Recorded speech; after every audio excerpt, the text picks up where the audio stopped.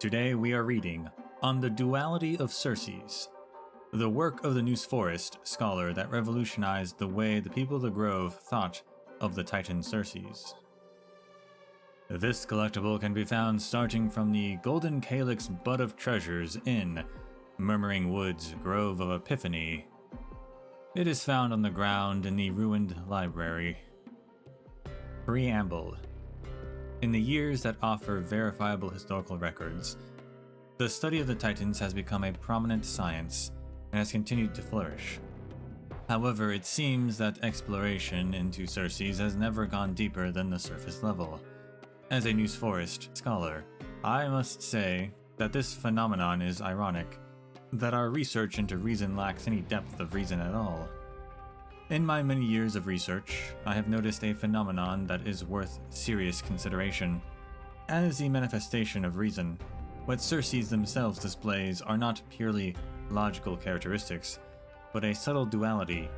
This duality is not only reflected in their choice of form, but also in the way that they influence the world. The riddle of form. First, let us consider a question. Why would the embodiment of reason choose to descend to the world in the form of a giant tree? This choice in itself harbors a deeper meaning. There are many records of scholars' thoughts regarding this question in the ancient writings of the Grove of Epiphany. Some believe that this is a rejection of geometry, and some believe that this hints that logic must be rooted in reality. According to records saved in the Library of Philia, Cerces first took root in the world right at the beginning of the Era Creatura. The world at the time was full of chaos and instability, yet Cerces chose to tightly intertwine themselves with the earth through its roots. This choice insinuates that logic is not in fact above nature. It actually needs to grow in the soil of reality. The dual authority of reason. In my research, I've discovered that the authority of Cerces actually consists of two seemingly contradictory aspects: rational thought and procreation of life. This kind of duality has never been seen before in another Titan. When we observe the white dryads of the Grove of Epiphany, this duality is particularly clear to see. They are not only capable of carrying out philosophical speculation, but also maintaining the most primordial life force. In my recent research on the rings of the sacred tree, I discovered that the growth of its rings displays surprising order and regularity. This order bears a striking resemblance to the golden ratio summarized by ancient mathematicians. This seems to show that the foundation of reason comes from the observation of the laws of nature. Unity of knowledge and life. In the history of the Grove of Epiphany, we can see how Cerces perfectly unifies these two seemingly contrasting qualities. They are both the guardian of knowledge and the nurturer of life.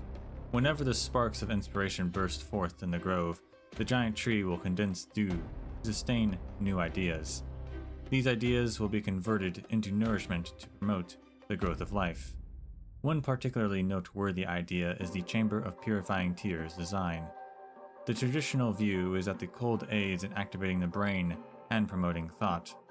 However, I have discovered through research that cold is a form of purification that allows those who seek knowledge to return to life's most basic and authentic state. This kind of ritualistic design perfectly embodies Cerces' dual attributes of reason and life. Revelation. This discovery holds a special meaning in our current generation.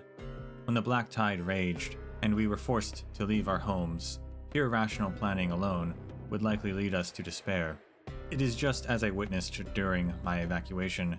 Those who rely on reason alone will never get far, while those who listen to both the rational mind and the call of nature will often find a way to escape danger. I will use the research of us New Sporists as an example. If we rely simply on cold, alchemical calculations when seeking transformation from mortal to higher beings, we are doomed to failure. True transformation requires us to understand the duality of reason.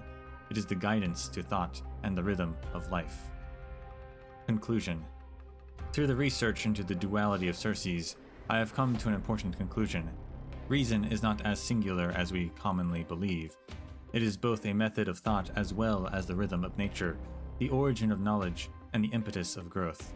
It is precisely this duality that has allowed Cerces to play such a unique role within the Order of Amphorius. As I write this manuscript, I cannot help but recall the white dryads I saw in the Grove of Epiphany.